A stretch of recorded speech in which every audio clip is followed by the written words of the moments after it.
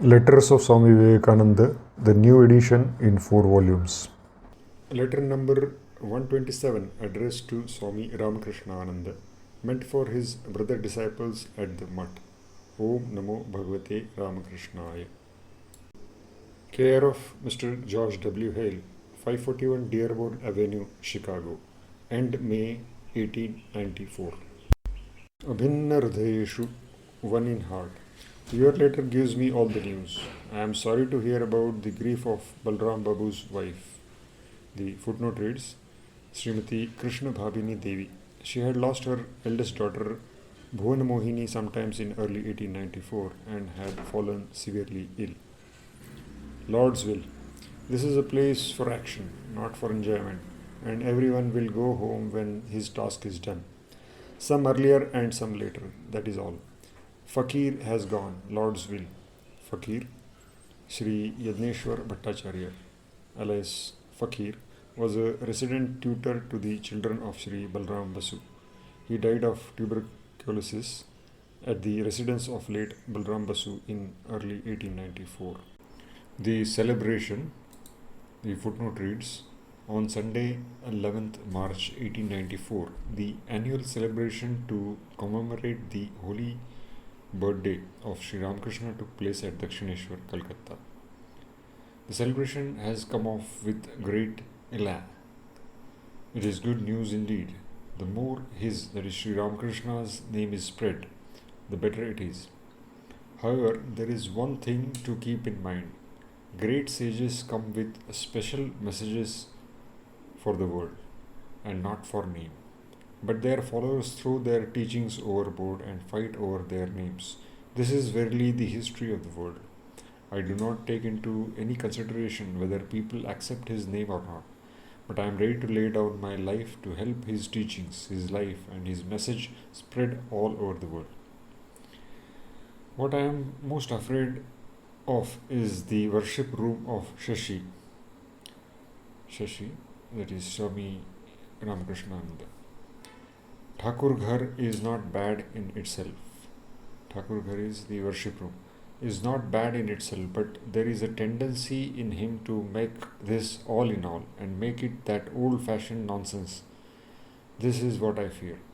I know why Shashi and Niranjan is Swami Niranjanananda, are busy with those old effete ceremonials.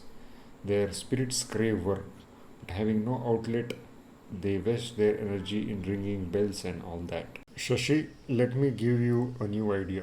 If you can work it out, then I shall know you are all men and will be of service. Harmohan Bhavnath, Kalikrishna Babu, Tarak Dada and others. Tarak Dada, the footnote reads, Swami Shivananda. The Bengali term Da or Dada are used to address an elder brother. Bring all of them together and make a plan. A few cameras, some maps, globes, and some chemicals, etc. are needed. And a big hut. Then you must bring together a number of poor, indigent folk. After that, show them pictures of astronomy, geography, etc. and talk to them about Ramakrishna Paramahansa. Try to have their eyes open as to what takes place and is happening in different countries, what this world is like, and so forth. You have got lots of poor and ignorant folk at Paranagar. Go to their cottages from door to door in the evening, at noon, any time, and open their eyes. Books, etc. won't do. Give them oral teaching. Then slowly extend your centers. Can you do this, or only bell ringing? I have heard everything about Tarakda from Madras.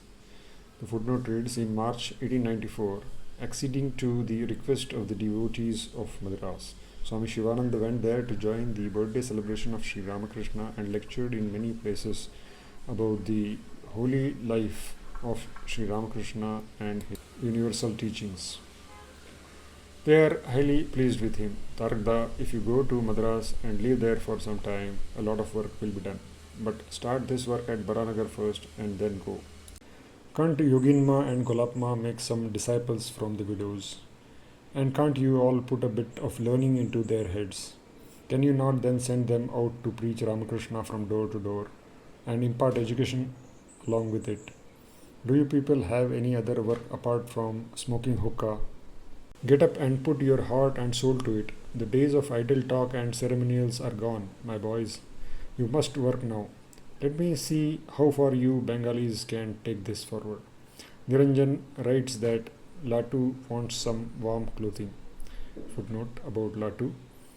Swami Adbhutananda, date of birth unknown, till 1920, was one of the 16 monastic disciples of Sri Ramakrishna. His pre-monastic name was Rakturam.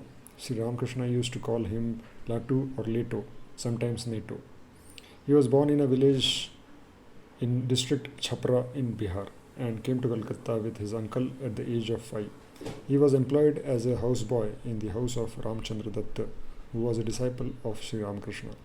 Ramchandra used to send things to Sri Ramakrishna through Latu, and thus he came into close contact with the master and began living at Dakshineshwar. Latu was illiterate and could speak Bengali with a rural Hindi accent. Swamiji was fond of him for his simplicity and appreciated his ascending to great heights of spirituality. Footnote ends. Niranjan writes that Latu wants some warm clothing. Here they import winter clothing from Europe and India. The price at which I would buy warm clothes here, the same would be available in Calcutta at 1/4 of that price. I will soon fulfill Latu's desire. I don't know when I shall go to Europe. Everything is uncertain with me. In this country, somewhat it is going on, that is all. This is a very funny country, weather-wise. It is now summer. This morning it was as hot as April, May in Bengal. But now it is as cold as January, February in Allahabad. So much fluctuation within just 4 hours. The hotels of this country beggar description. There is a hotel in New York where the room rent can be up to rupees 5,000 per day, excluding food charges. This is a place of enjoyment and luxury. There is no country in Europe that can match it. It is indeed the richest country in the world, where money is spent like water. I seldom live in hotels, but I am mostly the guest of big people here. I am now a famous person here. The whole country knows me now. So wherever I go, they receive me with open arms into their homes. Mr. Hale's home is my center in Chicago. I call his wife mother, and his daughters call me brother. I scarcely find a family so highly pure and kind as theirs. Oh, brother, otherwise why should God shower his blessings on them in such abundance? Oh, how wonderfully kind they are. If they chance to learn that a poor man is in a strait at some place, there the whole family would go to give him food and clothing and find him some job. And what do we do? In summer, they leave their homes to go to foreign countries or to coastal places. I too shall go somewhere but have not yet decided. The rest, they are just like the British as you see there. Books and accessories are all here, but very expensive. You can have 5 times those things in Calcutta for the same price. In other words, these people will not let foreign goods be imported into the country. They levy heavy duty on them, and as a result, the prices are always on fire. Besides, they are not much in the manufacturing of clothing, etc. They manufacture tools and machinery and grow wheat, rice, cotton, etc., which are fairly cheap. By the way, nowadays hilsa fish is in abundance here. Eat your fill, everything digests. There are many kinds of fruits: banana, lemon, guava, apple, almond, raisins, and grapes in abundance. Besides, many other fruits come from California. There are plenty of pineapples, but no mangoes or lychees, etc. There is a kind of spinach which, when cooked, tastes just like our note, green amarnath, and another which they call asparagus, tastes exactly like the tender dengo herb sticks. Dengo, for footnote reads, a Bengali word used as an adjective meaning that which grows on marshlands. But brother, Gopaler Ma's Chachadi, the footnote for Gopaler Ma Srimati Aghormani Devi, 1822 to 1906, was a devotee of rare spiritual eminence. Sri Ramakrishna named her Gopalerma, that is Gopal's mother, after her chosen deity, the infant Krishna. In 1899, Sister Nivedita, Mrs. Sarah C. Bowl, and Miss MacLeod visited her Kamarhati residence together. Upon their return, Swamiji remarked, "Ah, this is the old India that you have seen, the India of prayers and tears, of vigils and fasts, that is passing away never to return." And the footnote for chachari is, it is a mixed vegetable preparation in Bengali cuisine. But brother Gopalerma's chachari is not there. Kalai dal, black gram, or such other pulses are not available. They do not even know of them. There is rice and bread and numerous varieties of fish and meats of all types. Their menu is like that of the French. There is milk, rarely curd, but plenty of buttermilk. Cream is used everywhere, in tea and coffee, and in everything they use cream. Not sour, the hardened crust of milk, but cream. And there is your butter too, and iced water. No matter whether it is summer or winter, day or night, whether one has got a bad cold or fever, they take plenty of iced water. They are scientific people, and they laugh when they are told that ice water aggravates cold. They say the more you take, the better, and there are plenty of ice creams of all sorts.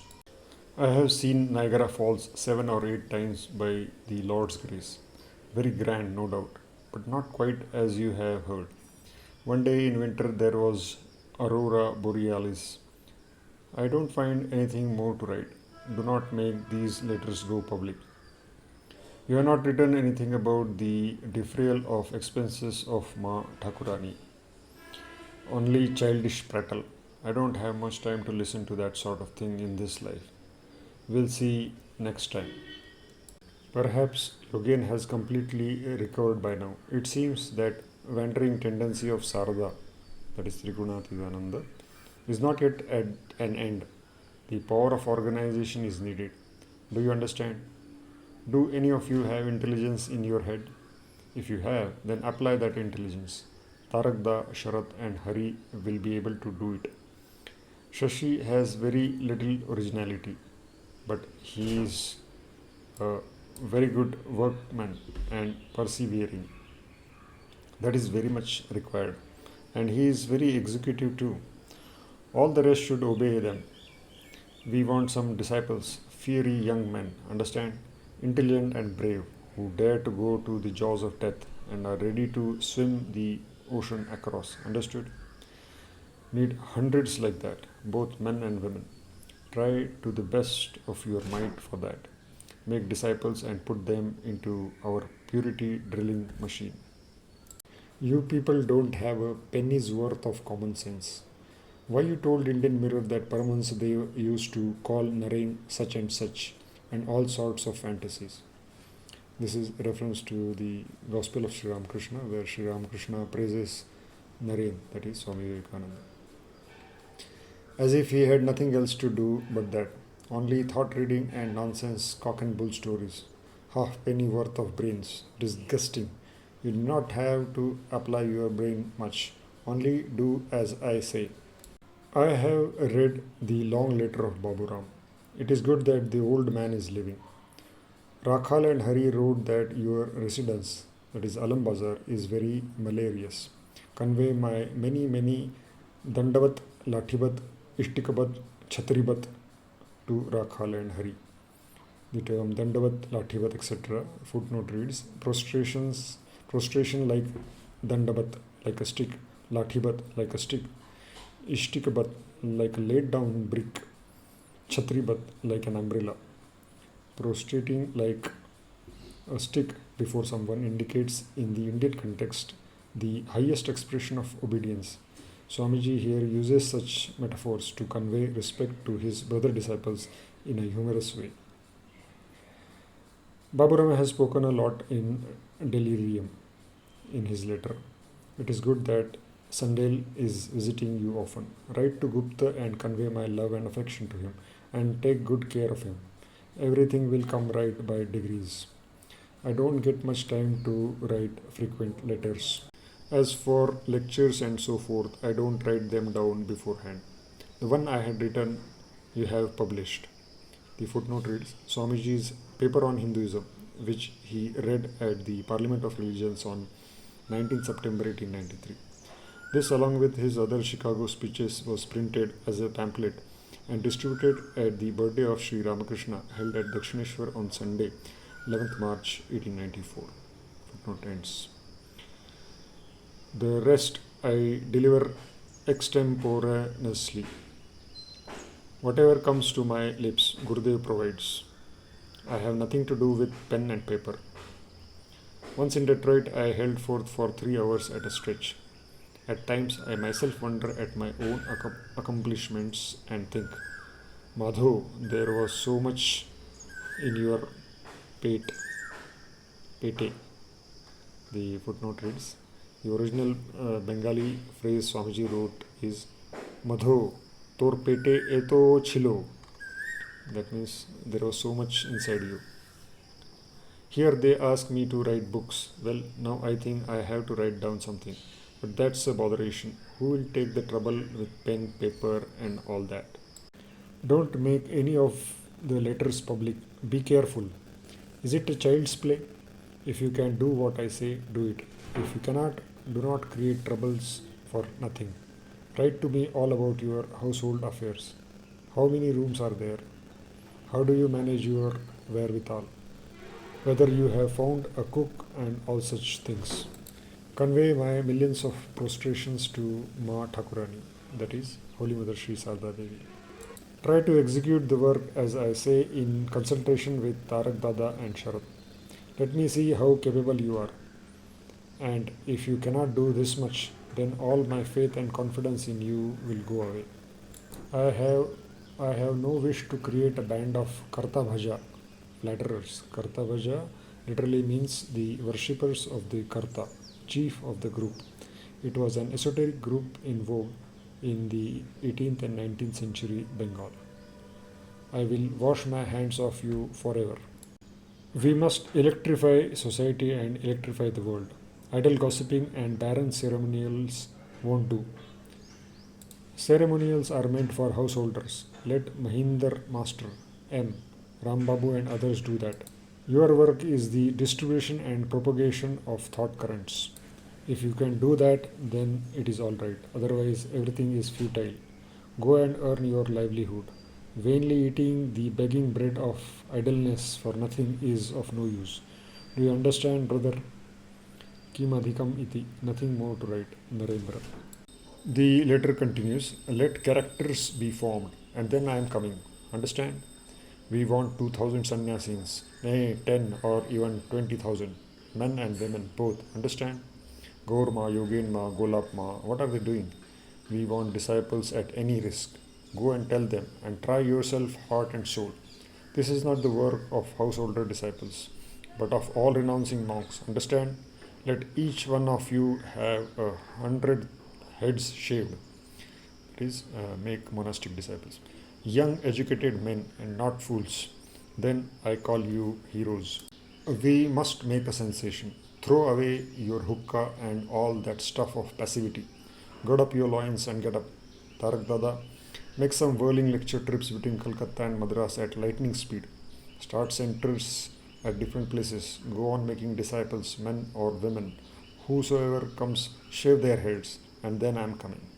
A mighty spiritual tidal wave is coming. The lowly will become noble, and the fool will become the guru of great scholars through his grace. Uttishtha Jagrat Prapya Varan Nibodhata. The footnote reads, arise, awake, and stop not till the goal is reached. That is the reference of Kathopanishad 1.3.14.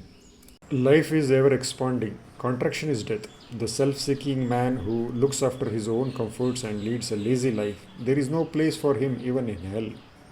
He alone is a child of Ramakrishna who feels for others and is even ready to go to hell while doing good for them. Itare Kripanaha. The footnote reads, Itare Kripanaha is the others are selfish and pitiable. He who at his sacred hour of Mahasandhi Puja at this sacred hour of Mahasandhi Puja. Mahasandhi Puja is a great spiritual juncture. Sandhi Puja usually means the special worship at the critical juncture of the lunar 8th and the 9th day during the worship of the Divine Mother Durga. Here by Mahasandhi Puja, Swamiji implies the dawn of the golden age with the advent of Sri Ramakrishna, or the coming together of Eastern and Western cultures. At this sacred hour of Mahasandhi Puja will he who at this sacred hour of Mahasandhi Puja will gird up his loins and stand up with a courageous heart and spread his message from door to door, from village to village, is alone my brother and his son. Those who cannot do this, they better leave at this opportunity. You all should read this letter and read it out to Yoginma, Golapma and others. This is the test. He who is Ramakrishna's child does not seek his personal good. They are pranatyayepi parakalyana chikishavaha. The footnote reads, that means they wish to do good to others even at the cost of their lives. Those who care only for their personal comforts and seek a lazy life, those who are ready to sacrifice everyone before their personal whims, are none of us. They better go away while yet there is time. Propagate all around his character, his teachings, his religion. This is the only sadhana, spiritual practice, the only worship. This verily is the means and this is the goal. Arise, awake, a great spiritual tidal wave is coming. Onward, onward, men and women, all down to the Chandala, that is Pariyaha, are pure to him. Onward, onward, no time for name, no time for fame, no time for mukti, that is liberation, no time for bhakti, devotion. We'll see later. Now in this life, spread as much as you can. His great character, his great life, his infinite Atman. This is the only task, nothing else. Wherever his name will reach, all down to the worms will attain divinity. Nay, is actually attaining it. Still, you don't see? Is it child's play? Is it flippancy? Is it tomfoolery? Uttishtita Jagrata. Arise, awake, great Lord. He is at our back. I cannot write any more. Onward. I only tell you this, that whoever reads this letter will imbibe my spirit. Believe me, onward. Oh Lord. Don't let this letter go public. Somebody is holding my hand and making me write. Onward. Oh Lord. Everyone will be swept away. Be alert. He is coming. Whoever will be ready to serve him, nay, not him, but his children, the poor and the downtrodden, the sinful and the afflicted, down to the very worm, whosoever will be ready to serve, in them he will manifest himself. Through their mouths, the goddess of learning, Saraswati herself, will speak. And the Divine Mother Mahamaya, Mahashakti, the footnote reads, the Divine Mother Mahamaya, the great cosmic delusive power, and Mahashakti, the great cosmic power, will enthrone herself in their hearts. Those who are atheists, unbelievers, worthless and foppish, why have they come to join us? Let them leave. I can write no more. The rest, let him speak out himself. Iti, yours, Narendra. The postscript reads, maintain a big book in which you should copy verbatim all letters coming from whatever place. Then there will be no mistake in replying to them properly. The term organization means the division of labor. Each does his own part, and all the parts taken together express an ideal of harmony. Sending a poem for you to read. At the end of the letter follows the poem in Bengali. The English translation of the poem is also given. The title is A Song I Sing to Thee. I sing a song to tell you, without considering whether it is good or bad, without caring for the censure or praise of people. I am the servant of both of you. Both of you obviously refers to Sri Ramakrishna and his spiritual consort, Holy Mother Sri Sarada Devi. I bow to the feet of you as endowed with your Shakti. The footnote reads, Shakti means power. Here, Sri Ramakrishna's spiritual consort, Sri Sarada Devi. In Hinduism, women are regarded as embodiments of Shakti. manifestations of the Divine Mother of the Universe. Footnote ends. You are all there always standing at my back. Therefore, I turn back and see your smiling face. I sing again and again, I fear none, for birth and death are at my feet. O mine of mercy, I am your servant birth after birth. I do not know your ways, my own way, that is, which way my life will turn. That also I don't know. Who cares to know? Enjoyment, liberation, devotion, all these, and jap, that is the chanting the name of the Lord. Austerities, spiritual practices, I have given up at your command.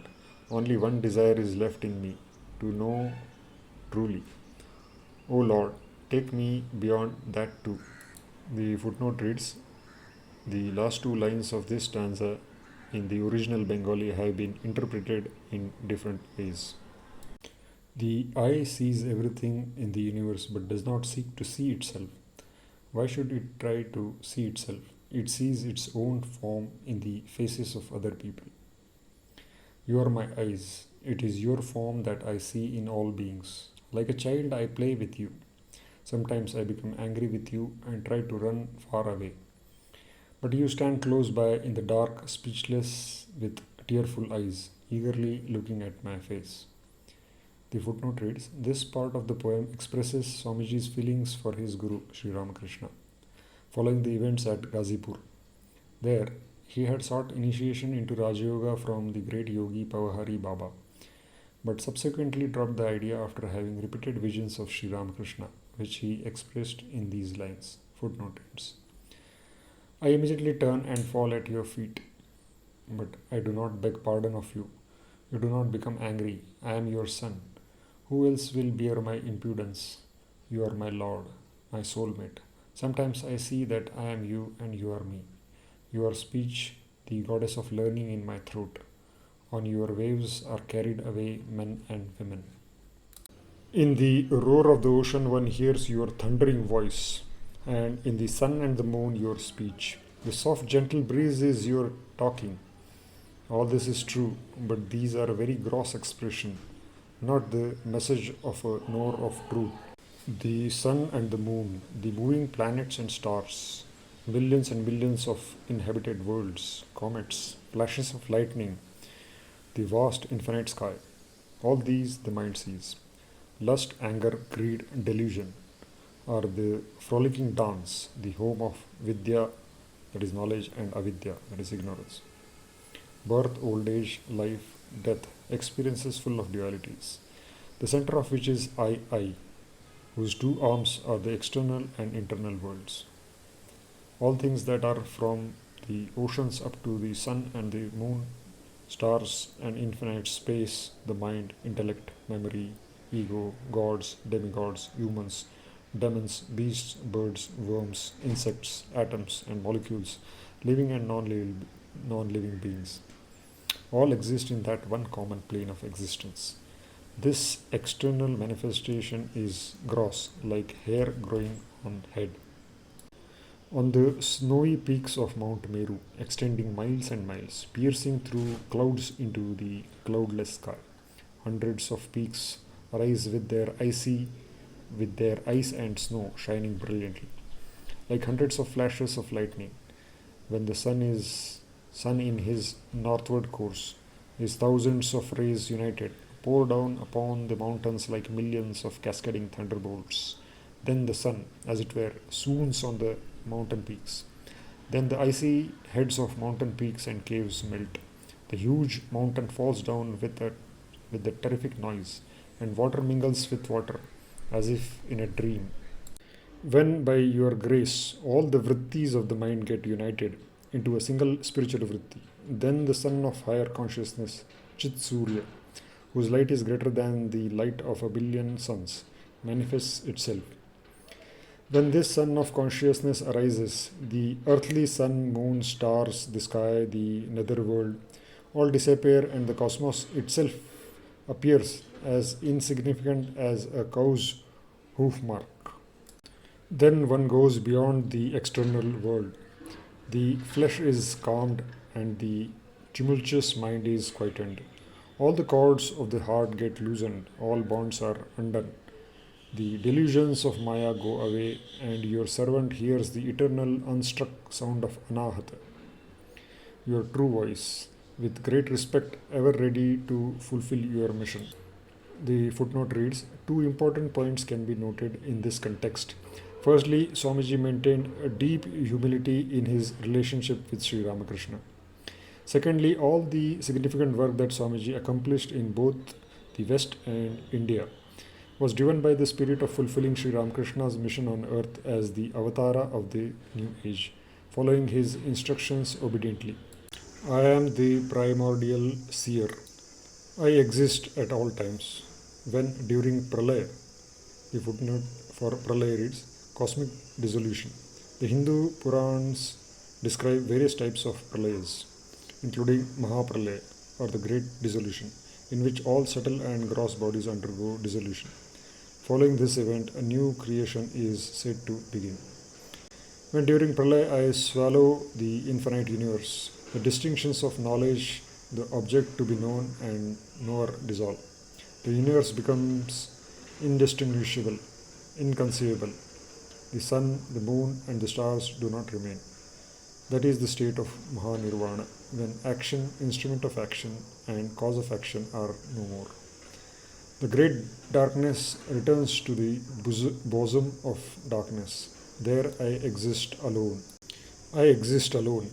When during Pralaya I swallow up the infinite universe, the distinctions of knowledge, knower, and the thing to be known dissolve. The universe becomes indistinguishable, inconceivable. The sun, the moon, and the stars do not remain.